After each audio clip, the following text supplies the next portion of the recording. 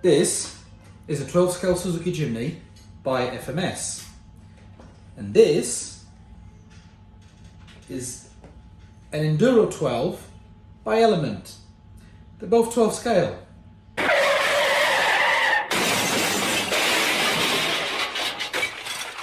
Welcome everyone. In today's video we're going to have a look at the Enduro 12 Sendero trail truck by Element.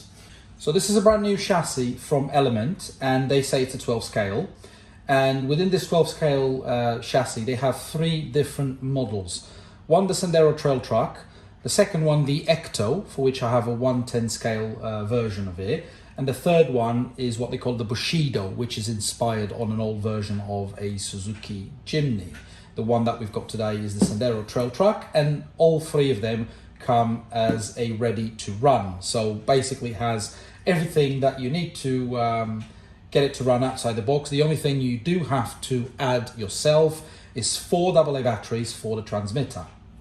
In the box itself we have the truck, a 4-channel radio transmitter, and 3 little plastic bags.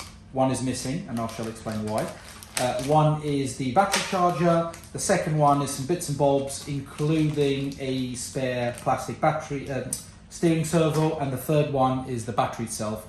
This model comes with a 12 scale Sendero body, similar to the older brother 110 scale Sendero, and it comes all in blue. So these white bits here are stickers. So it comes with a sticker sheet as well, which I forgot to mention, and you have to put the stickers if you want to. It's not mandatory because it already has other stickers included on the truck, so you don't necessarily need to fit these. It was just personal. So Element gives you an element, excuse the pun, of customization with the sticker sheet. So I've already put a few stickers as well, at the back, there and there.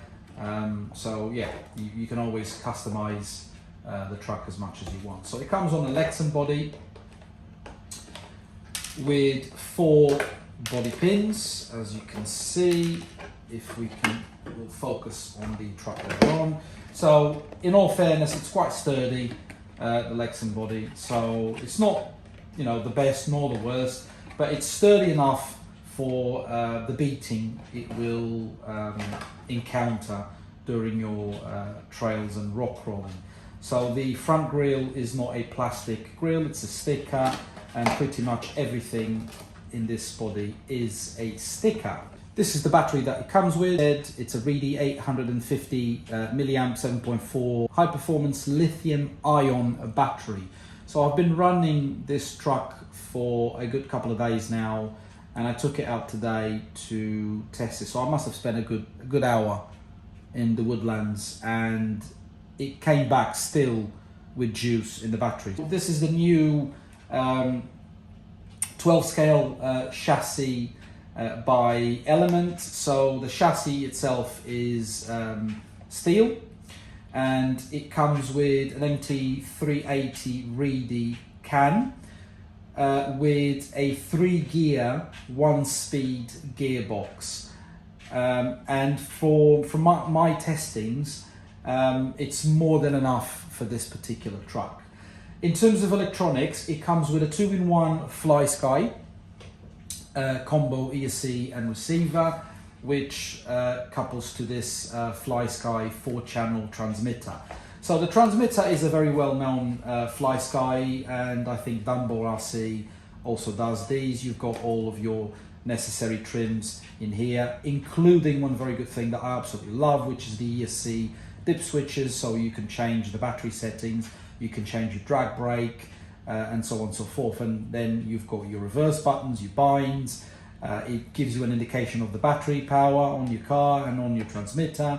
You've got your steering, your throttle, and there's a little diagram there, if you can see, which indicates of what those dip switches do. Some people may question why Element has put a combo ESC receiver in this particular truck, but you also have to look at the cost of the truck. For £190 UK, it's pretty much what you're going to get. And in all fairness, from my own testings, it's more than enough for this 12 scale truck. It's capable of doing relatively low modulation, so it's not going to be a hobby wing 1080 obviously, but for this particular rig it's more than enough. The only disappointment in my own opinion, which I've already changed, is the steering servo. So this is a e-tronics steering servo that I fitted yesterday, because the one that comes out of the box is just too weak. Steering servo, it's axle mounted steering servo and not body mounted, and you do not have the capability of doing a body mounted steering servo unless you adapt yourself. The battery tray you can see is at the front, but out of the box it comes at the back. However, Element does say they put a couple of holes on each side at the front, although it's a bit trickier, I must confess, but you could still put your battery tray at the front of the chassis, which is what I've done. It gives a little bit more weight at the front. In terms of links, they're all plastic and they're quite softy. It comes with oil shocks as well, although the body of the shocks is all plastic. It's full of oil, and it's not one drop of oil, it's actually nicely filled with oil. When it comes to gears, it has metal gears on the inside.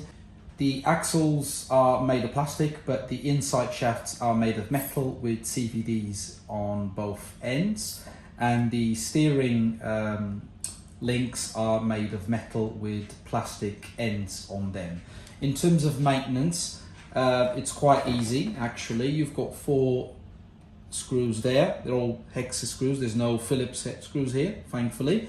You only need to take these out, and then that little head comes out, and then you have plenty of access into the metal gears for lubing or any other type of maintenance. When it comes to the tyres, these are plastic wheels. They're not beadlock wheels, and the tyres are glued on. Inside these tyres, they've put foams, but I consider these, in all fairness, to be a bit more on the stiff side, so there won't be too much give when you're out there trailing.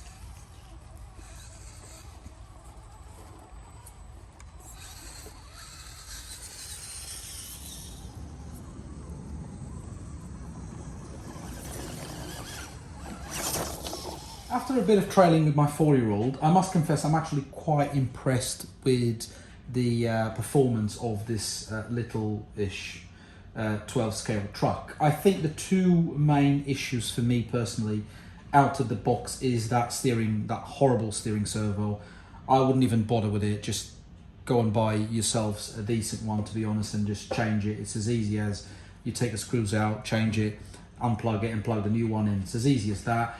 And the second one, although it's not a heavy criticism, is Element could have easily given us a plastic bead lock of some sort without breaking the bank, and maybe some softer foams inside those tires. I personally like the tires themselves. I think they look great with the type of truck this is. It's just the foams are too hard.